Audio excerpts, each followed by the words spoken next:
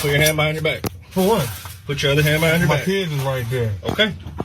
You're either going to follow instructions or you're going to go to jail. What instructions? Come over Has here he broken the law? Like Has he broken the law? That's what I'm asking. What laws are breaking? That's what I'm trying to ask. Has he broken the law? You ain't told me nothing. Look, we don't want Soliciting without a permit. Soliciting what? Whatever you're soliciting. So you don't even know what I'm doing. What are you soliciting? That's why we're trying Come over here and talk to me. Just keep that rolling. I'm recording. If there's problems, if you don't want him doing that, then that can be done. But like, he's not doing anything wrong. Where's your ID? He lives here. Give me your ID. For what? Has he broken a law? Is he committing a crime? I just told you. Soliciting without a permit. Soliciting what? Whatever you're doing. Soliciting. I haven't asked anybody for any money or anything. Okay. What am I soliciting? Then what are you doing? Have I asked you? Did I ask you for any money? No. So he hasn't tried to sell me anything. Yeah. Then what are you doing? Collecting signatures. That's what I'm doing. I can do that. What?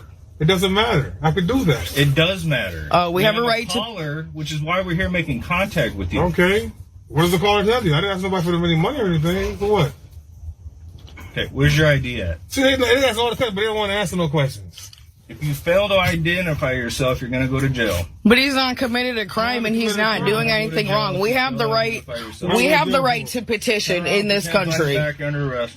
No, I'm not. Turn around and put your hands behind your back. You're under petition. arrest. What am I going to arrest for? Can I have your badge number, sir? Hindering and opposing. Turn around and put your hands. Hindering what? There's no investigation because there's been no crime committed. Okay, well, don't play with my rights. I need your badge number. Turn around. You're under arrest. What you going to do with the kids? You're under arrest. I said what you going to do about my kids. We'll figure that out. Turn around. You'll figure that out? Seriously? What's he under arrest for? What's your badge number, officer? You legally have to provide that to me. You're on my property, on my camera, under my surveillance, with my sticker in the window, and you owe me a badge number, both of you. We'll get you that when we're finished. When you're finished, I need a badge number now, or I'm going to have them call them, and then I'll have your superiors come down here. There are due processes that you need to follow as officers, and you're not. So please give me your badge number.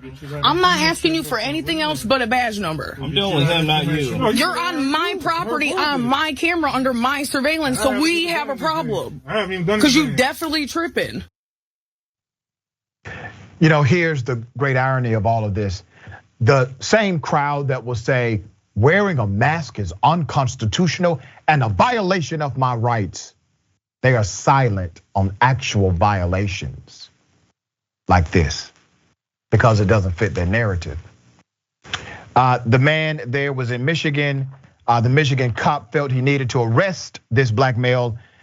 He committed no crime. The black male committed no crime. His actions were constitutionally protected. The sheriff of the county had to come out with a statement and basically say, hey, there was no crime being committed here. They just wanted to lock somebody up. So the deputies involved were from Calhoun County Sheriff's Office in Michigan. The man being arrested is LaRon Marshall. The sheriff's name, however, or the deputies, excuse me, their names have not been released, not yet. We're gonna stay on top of the story. Later on in the 10-minute video, the arresting deputy can be seen shoving Marshall into a patrol car with force. This shamefully typical story of an interaction between a law enforcement officer and an innocent black man at least has somewhat of a silver lining. The deputy who disregarded the victim's constitutional rights, not to mention his appeal to them that he was a resident of the neighborhood, has been fired for his actions. Fired for his actions, all right? The county sheriff's office, they came up with a statement saying, hey, this was wrong, should not have happened, blah, blah, blah. Great, good. Now, are you gonna do something about the culture of that police department? Because it wasn't just one cop who did it, it was two. Wosny, thoughts? You know, I gotta say, man, but my bar for expectation is pretty low. I'm pretty satisfied with the firing here. At least somebody was held accountable for this. This is gross misconduct by the police here. And again, you know, when cops talk about my job is hard, I'm always in the line of fire, it's so scary, oh my God, woe is me.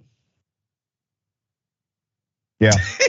I don't know how you could watch this video and hear cops complain about, you know, how fragile their lives are on the line of duty when they're doing their jobs. It's like, Bro, a lot of times y'all just harassing people.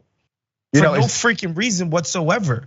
And yeah, I'm happy some action was taken because I think firing guys, people losing pensions, again, I'm somebody who thinks it should be an extreme situation where somebody gets fired. However, police should be held to a higher standard. Right. We give them this level of responsibility and autonomy over the lives of the citizenry. You do something like this, egregious misuse of your power, you get fired, man. I think that sends messages to people.